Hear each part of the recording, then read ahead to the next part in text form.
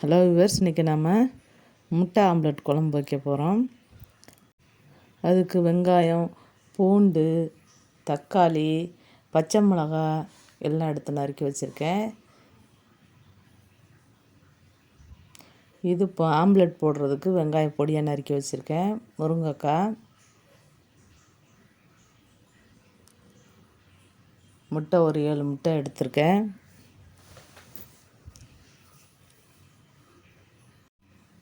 எண்ணெய் காஞ்சிடுச்சு. வெந்தயம், ஜீரகம் 2 சேர்த்துக்கிடுவோம். வெடிச்சிருச்சு. வெங்காயம் தக்காளியை போட்டுடலாம். வெங்காயத்தை முதல்ல போடலாம். வெங்காயம் போட்டு நல்லா வதங்கினதுக்கப்புறம் தக்காளி சேர்த்துக்கலாம். எப்போதும் சின்ன வெங்காயம் தான் நான் சேர்ப்பேன். இந்த தடவை பெரிய வெங்காயம் வீட்டில் இல்லை, அதனால சேர்த்துருக்கேன். தக்காளி சேர்த்துக்கிடுவோம்.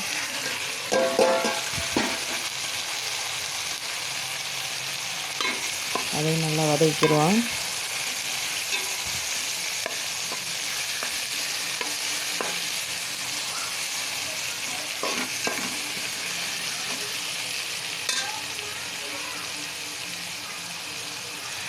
வதங்கட்டும். சட்டை மூடி வைப்போம். புளியை கரைச்சிக்கலாம். புளி கொஞ்சம் தான் எடுத்திருக்கேன். ஒரு எலுமிச்சம்பழம் அளவு தான் எடுத்திருக்கேன். புளிப்பு ஜாஸ்தியாக தான் நல்லா இருக்காது. உப்பு சேர்த்துக்கிடுவோம்.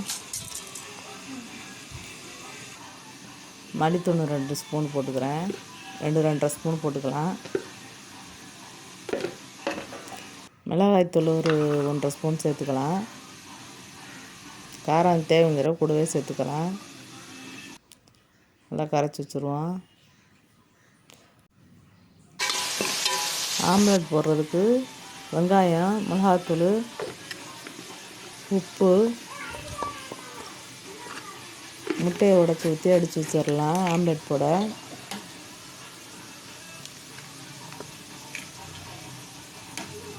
எப்போதும் சின்ன வெங்காயம் தான் நறுக்கி போட்டால் இன்னும் டேஸ்ட்டாக இருக்கும். இன்றைக்கி எல்லாமே இது இல்லாததுனால பெரிய வெங்காயம் தான் சேர்த்துருக்கேன் எல்லாத்துக்கும். சின்ன வெங்காயத்தில் தான் நல்லாயிருக்கும் ஆம்லெட்டு போட்டு சாப்பிட்றதுக்கோ இல்லை குழம்பு வைக்கிறதுக்கோ சேர்த்துக்கிட்டோம்னா ரொம்ப நல்லது. உடம்புக்கு நல்லது சின்ன வெங்காயம் நிறைய சேர்த்துக்கிறது. ஆனால் முட்டைக்கு சேர்த்தோம்னா இன்னும் டேஸ்ட்டு கிடைக்கும். முட்டை ஆம்லெட்டுக்கெலாம் போட்டோம்னா டேஸ்ட்டு கிடைக்கும். குழம்பு ரெடியாக அரைச்சி வச்சுட்டேன். வெங்காயம் நல்லா வதங்கிடுச்சு.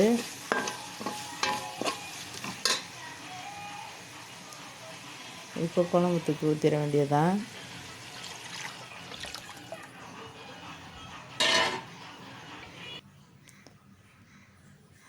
இன்னும் கொஞ்சம் தண்ணி சேர்த்துக்கலாம்.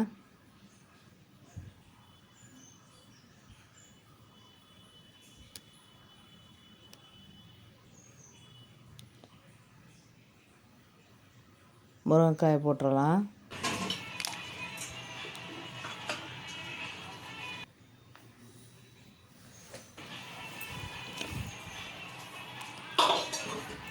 போட்டு கொதிக்கட்டும். மூடி வச்சுருவோம்.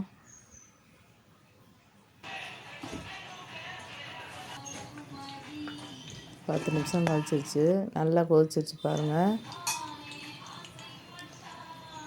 இப்போ நம்ம ஆம்லெட் போட்டு அதில் போடணும்.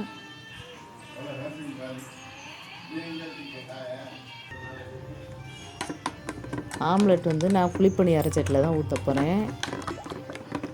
அப்படி ஊற்றி வச்சா நல்லாயிருக்கும், உடையாமல் இருக்கும். ஒத்த கையில் கேமரா வச்சுருக்கிறதுனால கொஞ்சம் நல்லா ஊற்ற முடியல. நான் கையில் இது வந்தால் திடமா அழகாக ஊற்றுவேன். பாருங்கள் எப்படி எடுக்கணும்னு.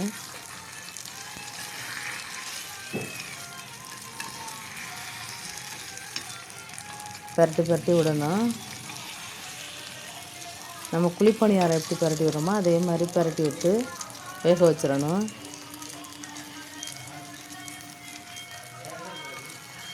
ஆம்லெட் நல்லா இது மாதிரி பந்து மாதிரி அழகாக இருக்கும்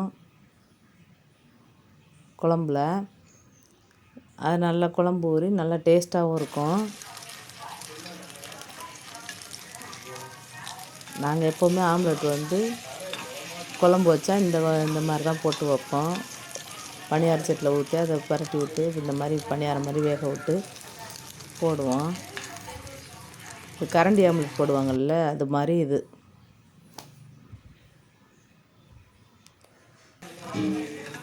சாப்பிடவும் நல்லாயிருக்கும், சும்மாவே சாப்பிட்லாம் எடுத்து, ஆம்லெட் தானே. ஆனால் குழம்புல போட நல்லா ஊறி டேஸ்ட்டாக இருக்கும். காரக்குழம்புலாம் வச்சு நீங்கள் போட்டிருக்க மாட்டேன், இந்த மாதிரி முட்டை குழம்பு இந்த மாதிரிலாம் செஞ்சு பாருங்கள், டேஸ்ட்டாகவும் நல்லாவும் இருக்கும்.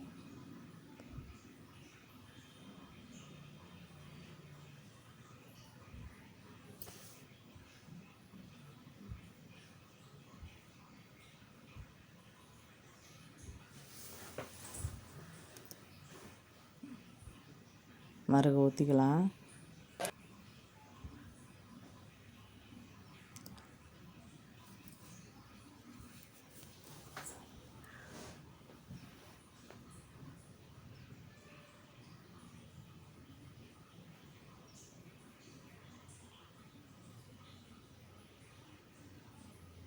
இப்படி ஊற்றி எடுத்து வச்சுக்க வேண்டியதான். குழம்புல இப்போ போட வேண்டியது தான். போட்டு நல்லா கொதிக்க விட்டு ஊறிடுச்சுன்னா ஒரு 10-15 நிமிஷம் நல்லா கொதிக்க வச்சா குழம்பு ரெடி ஆயிரும். இந்த மாதிரி உங்கள் வீட்லையெல்லாம் நீங்கள் செஞ்சுருக்க மாட்டீங்க, செஞ்சு பாருங்கள். இந்த மாதிரிலாம் செஞ்சு சாப்பிடுங்க. இந்த வீடியோலாம் பிடிச்சிருந்தாங்க நீங்கள் லைக் பண்ணுங்கள், ஷேர் பண்ணுங்கள், கமெண்ட் பண்ணுங்கள். பாருங்கள், நல்லா இருக்குது பாருங்கள், குழம்பு ரெடி ஆயிடுச்சு. கொஞ்சம் நேரம் மூடி வைக்கலாம், கொதிக்கட்டும். ஒரு 10-15 நிமிஷம் கொதிச்சிருச்சு. பாருங்கள் எப்படி இருக்குன்னு. நல்லா ஊறிடுச்சு முட்டை குழம்புல. சாப்பிட ரொம்ப சுவையாக இருக்கும். மறுநாள்லாம் வச்சு சாப்பிட்லாம், அவ்வளோ ருசியாக இருக்கும் இந்த குழம்பு. நம்ம மீன் குழம்பு எப்படி வச்சு சாப்பிட்டா நல்லா இருக்குமோ மறுநாள், அது மாதிரி இந்த குழம்பும் நல்லாயிருக்கும். பழைய சொத்துக்கெல்லாம் வச்சு சாப்பிட நல்லா டேஸ்ட்டாக இருக்கும். நீங்களும் இந்த மாதிரி ட்ரை பண்ணி பாருங்கள். பாய்.